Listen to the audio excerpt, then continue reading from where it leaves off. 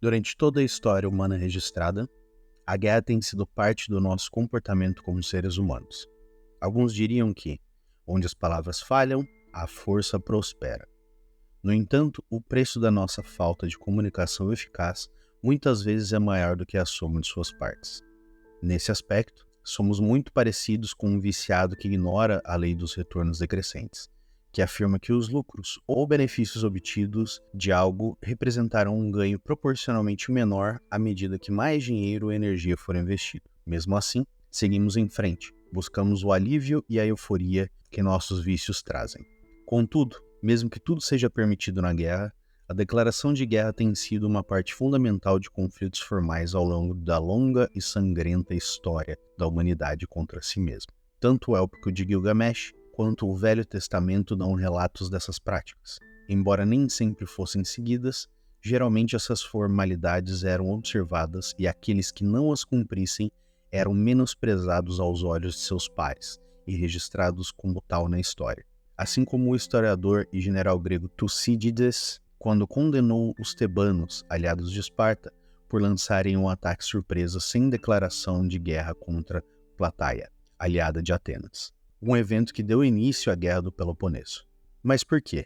Em termos lógicos, não há vantagem em declarar suas intenções ao seu oponente, uma vez que a diplomacia falhou e a força foi o meio escolhido para alcançar seus objetivos. Se alguma coisa, isso só serviria para dar ao seu oponente a chance de se preparar adequadamente e pode até remover um ataque surpresa de sua estratégia como um todo. Segundo o que afirma o jurista e teórico jurídico Cornelis van Bisschop, nações e príncipes dotados de certo orgulho geralmente não estão dispostos a travar guerra sem uma declaração prévia, pois desejam, através de um ataque aberto, tornar as vitórias mais honrosas e gloriosas. Talvez então, o objetivo seja permitir que o alvo de sua ira saiba de antemão por que está sendo punido. Ou talvez, como nas palavras de John Donne, nenhum homem é uma ilha, e portanto, qualquer coisa que o decida fazer afetará a humanidade como um todo. Entendendo essa ideia, talvez alguém atue dessa forma para mitigar as repercussões de suas ações em relação aos outros com quem terá de lidar no futuro, para que não recaiam na infâmia e sejam percebidos como indignos de confiança ou desprovidos de moral. Seja como for, o fato permanece que, embora os tempos possam mudar, a declaração de guerra a quem possa interessar é uma parte fundamental do comportamento humano, ou costumava ser.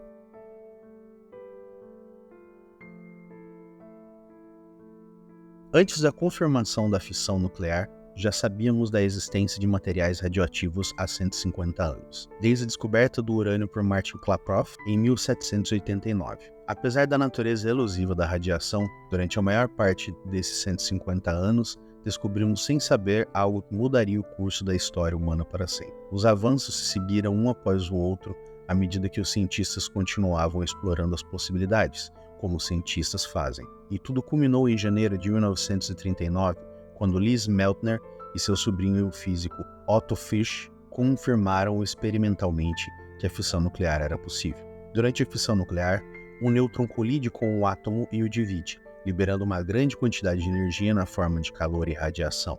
Mas nêutrons também são liberados quando um átomo se divide. Esses nêutrons continuam colidindo com outros átomos e o processo se repete novamente. Esse processo é chamado de reação nuclear em cadeia. Para se ter uma ideia do quão poderosa é essa reação, com a combustão ou fissão completa, aproximadamente 8 kWh de calor podem ser produzidos a partir de 1 kg de carvão, cerca de 12 kWh de 1 kg de óleo mineral e cerca de 24 milhões kW de 1 kg de urânio 235. Agora estávamos sentados sobre uma verdadeira bomba nuclear esperando para acontecer. A ideia para armas nucleares foi, na verdade, concebida durante um passeio pelas ruas de Londres.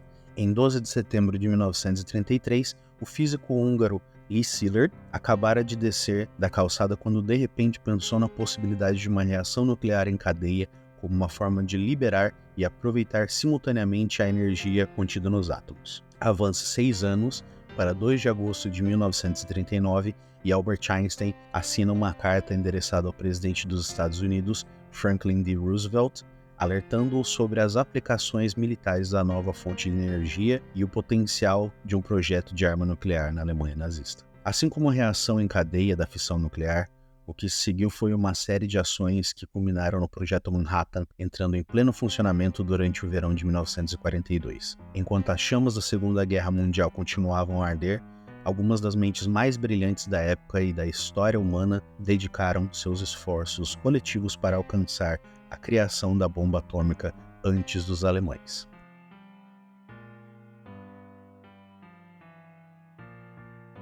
A história agora nos diz que os cientistas do Projeto Manhattan foram bem-sucedidos em seus esforços. Eles haviam aproveitado a imensa energia gerada pela fissão nuclear e a tornaram uma arma, transformando as primeiras horas de 16 de julho de 1945 em dia, pelo menos para os observadores da primeira explosão nuclear da história, quando a bomba de teste, chamada de The Gadget, explodiu, liberando cerca de energia equivalente a 20 quilotons de TNT e deixando uma cratera de 76 metros de largura no deserto do Novo México.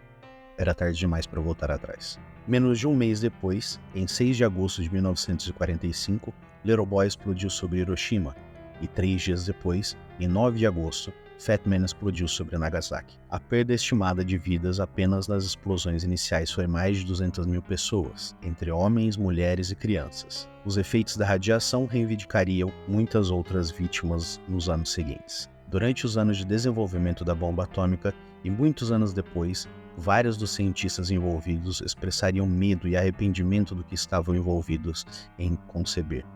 Muitos expressaram a esperança de que simples existência de armas nucleares com um poder destrutivo tão grande servissem como um impedimento para seu uso. Assim surgiu a ideia de destruição mútua garantida.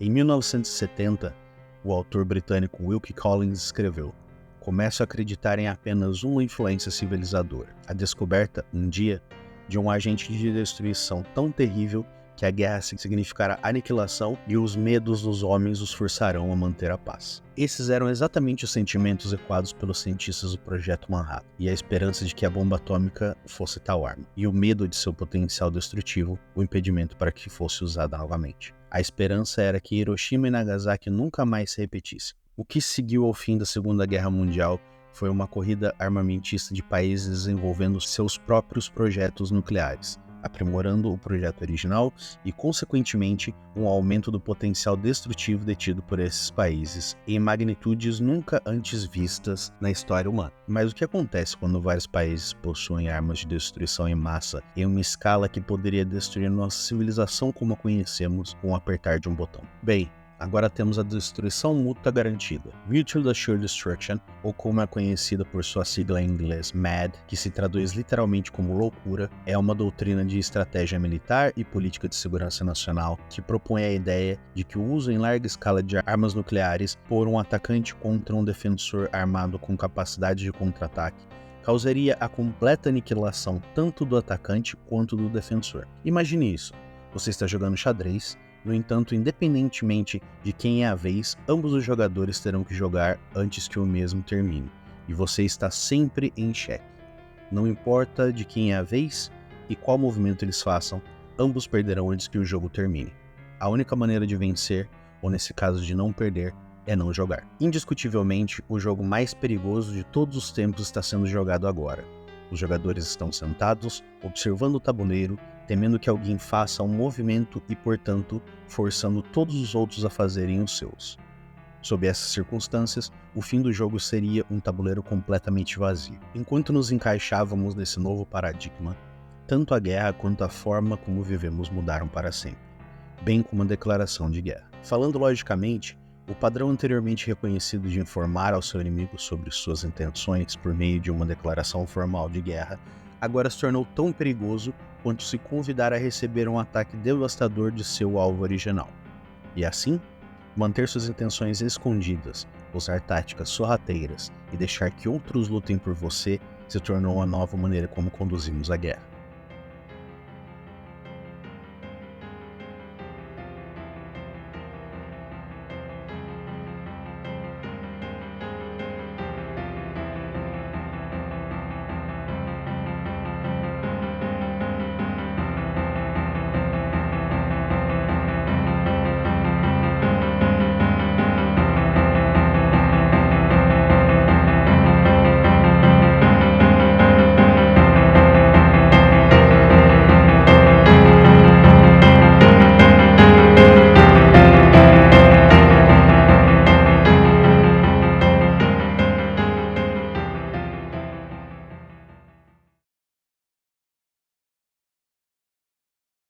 A mente humana é uma coisa complexa e fascinante. Somos capazes de realizar feitos incríveis e estamos em um caminho exponencial de progresso tecnológico e científico, há pelo menos 3 séculos. Mas ainda hoje, falhamos em evoluir emocional e mentalmente como pessoas. Em termos gerais, ainda nos comportamos como antes do MAD e demonstramos ignorância ou negligência em relação ao que está acontecendo ao nosso redor.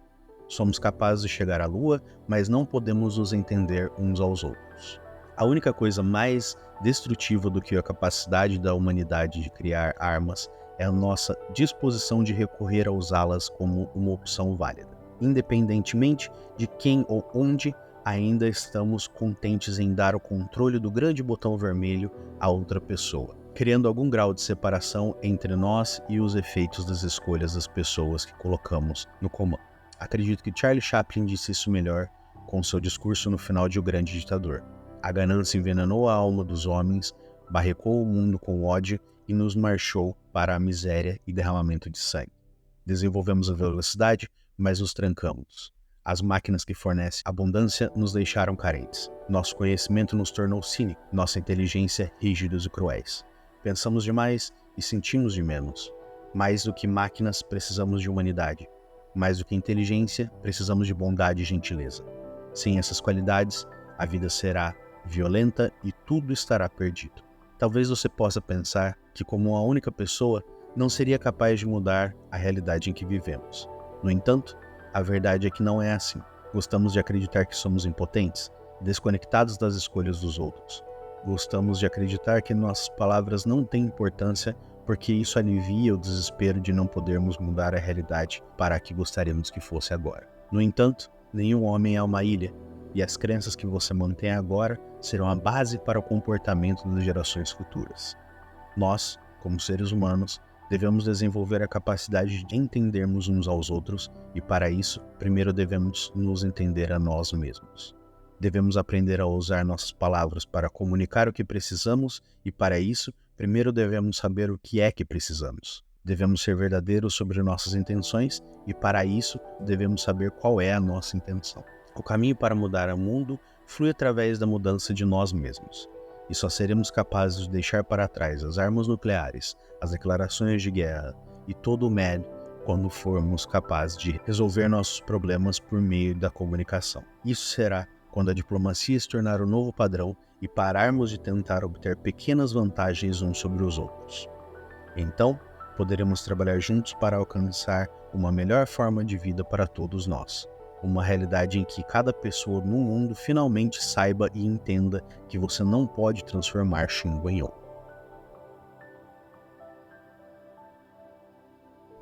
Se inscreva no canal, deixe o like e se você gostou desse conteúdo, temos mais vídeos sobre motivação e sabedoria disponíveis. Ajude o canal através de nossas ofertas parceiras na descrição. Temos vídeos novos com regularidade, então ative o sininho para não perder nenhuma novidade. Eu sou o Chaveiro e obrigado por participar desse experimento através da fechadura do infinito.